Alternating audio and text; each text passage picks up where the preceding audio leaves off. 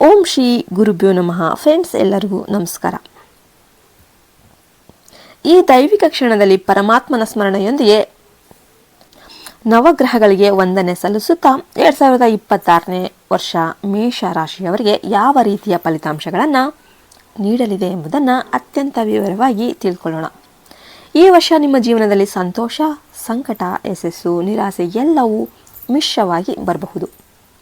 ಆದರೆ ಗ್ರಹಗಳ ಸೂಕ್ಷ್ಮ ಚಲನೆಗಳನ್ನು ಅರ್ಥ ಮಾಡಿಕೊಂಡು ಸಾಗಿದ್ದೆ ಆದರೆ ಇದೇ ವರ್ಷ ನಿಮ್ಮ ಜೀವನದ ದೊಡ್ಡ ತಿರುವಾಗುವ ಸಾಧ್ಯತೆ ಕೂಡ ಇದೆ. ಮೇಷರಾಶಿಯವರೇ, ನೀವು ಸಹಜವಾಗಿ ಧೈರ್ಯಶಾಲಿಗಳು, ತೀರ್ಮಾನಗಳನ್ನು ತಕ್ಷಣ ತೆಗೆದುಕೊಳ್ಳುವವರು, ಹಿಂಜರಿಯದೆ ಮುನ್ನುಗ್ಗುವ ಗುಣ ಹೊಂದಿರುವವರು. ಆದರೆ 2026ರಲ್ಲಿ ಈ ಗುಣಗಳ ಜೊತೆಗೆ ತಾಳ್ಮೆ, ಯುಕ್ತಿ ಮತ್ತು ಸಮಯ ಪಾಲನೆ ಬಹಳ ಅಗತ್ಯವಾಗುತ್ತೆ. ಯಾಕೆಂದರೆ ಈ ವರ್ಷದಲ್ಲಿ ಗುರು, ಶನಿ, ರಾಹು, ಕೇತುಗಳ ಪ್ರಭಾವ ಒಟ್ಟಾಗಿ ಕೆಲಸ ಮಾಡುತ್ತೆ. ವರ್ಷದ ಆರಂಭದಲ್ಲಿ ಜನವರಿ, ಫೆಬ್ರವರಿ ಮತ್ತು ಮಾರ್ಚ್ ಮೊದಲಾರ್ಧದವರೆಗೆ ಗುರು ಗ್ರಹ ಏನಿದೆ ನಿಮಗೆ ಅತ್ಯಂತ ಅನುಕೂಲ ಸ್ಥಾನದಲ್ಲಿರುತ್ತೆ. ಈ ಅವಧಿಯಲ್ಲಿ ನೀವು ಅಂದುಕೊಂಡ ಕೆಲಸ ಎಲ್ಲ ಸುಲಭವಾಗಿ ಸಾಗುತ್ತೆ. ಬಹಳ ದಿನಗಳಿಂದ ಅಡಕವಾಗಿ ನಿಂತಿದ್ದ ವಿಷಯಗಳು ಮತ್ತೆ ಚೇತರಿಸಿಕೊಳ್ಳುತ್ತೆ. ಉದ್ಯೋಗದಲ್ಲಿರುವವರಿಗೆ ಮೇಲಾಧಿಕಾರಿಗಳ ಬೆಂಬಲ ಸಿಗುತ್ತೆ. ನಿಮ್ಮ ಪ್ರತಿಭೆಗೆ ಮೌಲ್ಯ ಸಿಗುವ ಸಮಯ ಇದು. ನಿಮ್ಮ ಮಾತಿಗೆ ಗೌರವ ಹೆಚ್ಚಾಗುತ್ತೆ. ಇನ್ನು ಜನವರಿಯಿಂದ ಮಾರ್ಚ್ 14ರವರೆಗೆ ನಿರುದ್ಯೋಗಿಗಳಿಗೆ ಹೊಸ ಕೆಲಸ ಸಿಗುವ ಸಾಧ್ಯತೆ ಇದೆ. ವಿದೇಶ ಪ್ರಯಾಣ, ವಿದೇಶ ಯೋಗ, ಆನ್ಲೈನ್ ಮೂಲಕ ಆದಾಯ, ಹೊಸ ಕೌಶಲ್ಯದಿಂದ ಹಣ ಸಂಪಾದನೆ, all these are strongly indicated. ಈ ಅವಧಿಯಲ್ಲಿ ನೀವು ಮಾಡಿದ ಪ್ರಯತ್ನಗಳು ಮುಂದಿನ ತಿಂಗಳಲ್ಲಿಯೂ ಕೂಡ ಫಲವನ್ನು ನೀಡುತ್ತೆ. ಆದರೆ ಮಾರ್ಚ್ 14ರಿಂದ ಅದರ ನಂತರದಿಂದ ಏಪ್ರಿಲ್, ಮೇ ತಿಂಗಳಲ್ಲಿ ಸ್ವಲ್ಪ ಗೊಂದಲ ಶುರುವಾಗುತ್ತೆ. ನೀವು ಏನಾದರೂ ಒಂದು ನಿರ್ಧಾರ ತೆಗೆದುಕೊಂಡು ನಂತರ ಅದನ್ನೇ ಒಂದು ಸಂಶಯ ಪಡುವ ಒಂದು ಪರಿಸ್ಥಿತಿ ಬರುತ್ತೆ. ಕೆಲಸದಲ್ಲಿ ಪ್ರೆಷರ್, ಮನಸ್ಸಿನಲ್ಲಿ ಅಶಾಂತಿ, ಕುಟುಂಬದೊಂದಿಗೆ ಅರ್ಥಭೇದ ಉಂಟಾಗಬಹುದು. ಈ ಸಮಯದಲ್ಲಿ ತಕ್ಷಣದ ನಿರ್ಧಾರಗಳನ್ನು ನೀವು ತೆಗೆದುಕೊಳ್ಳೋದಕ್ಕೆ ಹೋಗಬಾರ್ದು. ಯಾವುದೇ ಕೋಪದ ಮಾತುಗಳು ನಿಮ್ಮ ಸಂಬಂಧಗಳನ್ನು ಹಾಳು ಮಾಡಬಹುದು. ಜೂನ್ 1ರಿಂದ ಅಕ್ಟೋಬರ್ 31ರವರೆಗೆ ಈ ಅವಧಿ ಏನಿದೆ ಮೇಷರಾಶಿಯವರಿಗೆ ಅತ್ಯಂತ ಎಚ್ಚರಿಕೆಯ ಕಾಲ. ಈ ಸಮಯದಲ್ಲಿ ಗುರುಗ್ರಹ ನಿಮ್ಮ ರಾಶಿಗೆ ಪೂರ್ಣ ಬೆಂಬಲ ನೀಡುವುದಿಲ್ಲ. ಹಣಕಾಸಿನ ವಿಚಾರದಲ್ಲಿ ಲೆಕ್ಕ ತಪ್ಪು ಸಾಧ್ಯತೆ ಇದೆ. ಅನಾವಶ್ಯಕ ಖರ್ಚು, ಸಾಲದ ಒತ್ತಡ, ಸಾಲ ತೀರಿಸುವ ಒತ್ತಾಯ, ಆಲ್ ದೀಸ್ ಮೇ ಟ್ರಬಲ್ ಇವು. ಯಾರಿಗಾದರೂ ಗ್ಯಾರಂಟಿಯಾಗಿ ಸಹಿ ಹಾಕೋದು, ಹಣವನ್ನು ಸಾಲವಾಗಿ ಕೊಡೋದು, ಹಠಾತ್ ಹೂಡಿಕೆ ಮಾಡೋದನ್ನು ಈ ಅವಧಿಯಲ್ಲಿ ನೀವು ಕಟ್ಟುನಿಟ್ಟಾಗಿ ತಪ್ಪಿಸಬೇಕು. ಉದ್ಯೋಗದಲ್ಲಿರುವವರಿಗೆ ಈ ಸಮಯದಲ್ಲಿ ಕೆಲಸದ ಒತ್ತಡ ಹೆಚ್ಚಾಗುತ್ತೆ. ನಿಮ್ಮ ಶ್ರಮಕ್ಕೆ ತಕ್ಕ ಪ್ರತಿಫಲ ಸಿಗದೆ ಇರುವ ಒಂದು ಭಾವನೆ ಬರುತ್ತೆ. ಕೆಲವರಿಗೆ ಮೇಲಾಧಿಕಾರಿಗಳಿಂದ ಅನಗತ್ಯ ಟೀಕೆ, ವರ್ಗಾವಣೆ ಭೀತಿ, ಕೆಲಸ ಕಳೆದುಕೊಳ್ಳುವ ಆತಂಕ ಕೂಡ ಎದುರಾಗಬಹುದು. ಆದರೆ ಧೈರ್ಯ ಕಳೆದುಕೊಳ್ಳೋಕೆ ಹೋಗಬೇಡಿ. ಇದು ತಾತ್ಕಾಲಿಕ ಹಂತ ಮಾತ್ರವಾಗಿರುತ್ತೆ. ವ್ಯಾಪಾರಿಗಳ ವಿಷಯದಲ್ಲಿ ಜೂನ್ರಿಂದ ಸೆಪ್ಟೆಂಬರ್ವರೆಗೆ ನಿಧಾನಗತಿ ಇರುತ್ತೆ. ಲಾಭ ಕಡಿಮೆ ಆಗ್ಬೋದು, ಆದರೆ ವ್ಯಾಪಾರ ಮುಚ್ಚುವ ಮಟ್ಟಕ್ಕೆ ಪರಿಸ್ಥಿತಿ ಬರೋದಿಲ್ಲ.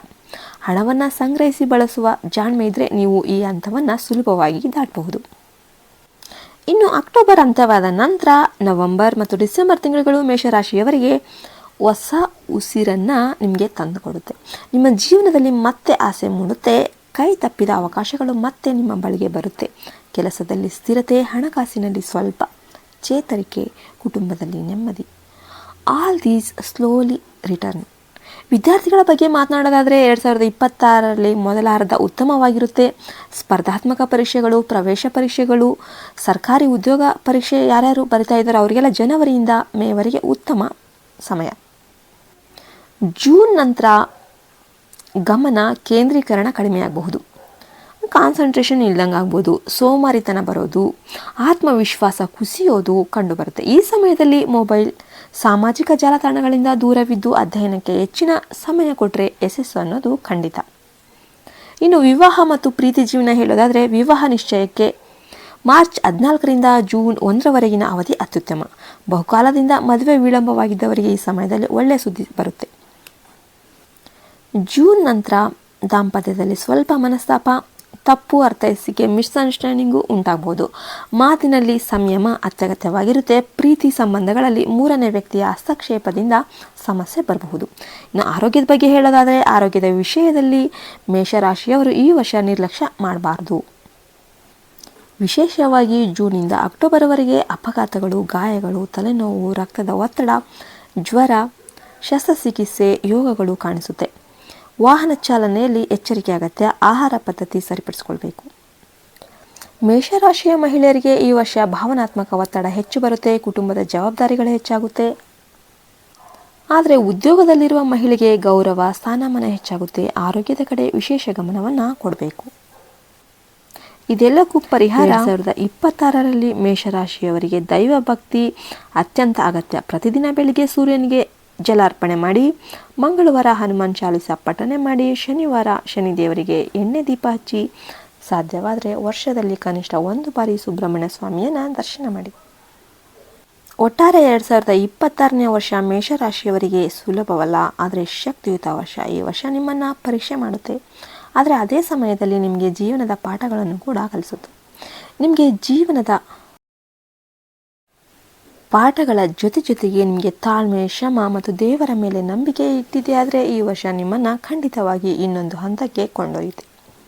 ಫ್ರೆಂಡ್ಸ್, ಇದಾಗಿತ್ತು ಇವತ್ತಿನ ವಿಡಿಯೋ ಇಷ್ಟ ಆದರೆ ಲೈಕ್ ಮಾಡಿ, ಶೇರ್ ಮಾಡಿ, ಸಬ್ಸ್ಕ್ರೈಬ್ ಮಾಡಿ.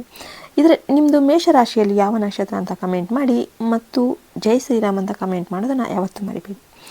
ನೀವು ವಿಡಿಯೋಗೆ ಒಂದೇ ಒಂದು ಲೈಕ್ ಕೊಡೋದ್ರಿಂದ ಮೇಷರಾಶಿಯ ಎಲ್ಲರಿಗೂ ಕೂಡ ವಿಡಿಯೋ ರೀಚ್ ಆಗುತ್ತೆ. ಮತ್ತೆ ಇನ್ನೊಂದು ವಿಡಿಯೋದಲ್ಲಿ ಸಿಗೋಣ ಎಂದು ಹಾರೈಸ್ತಾ ನಾನು ಈ ವಿಡಿಯೋವನ್ನು ಮುಗಿಸ್ತಾ ಇದ್ದೇನೆ. ಜೈ ಹಿಂದ್, ಜೈ ಭಾರತ್, ಮತ್ತೆ ಹರಿ ಓಂ ತತ್ಸತ್, ಸರ್ವೇ ಜನೋ ಸುಖಿನೋ ಭವಂತು.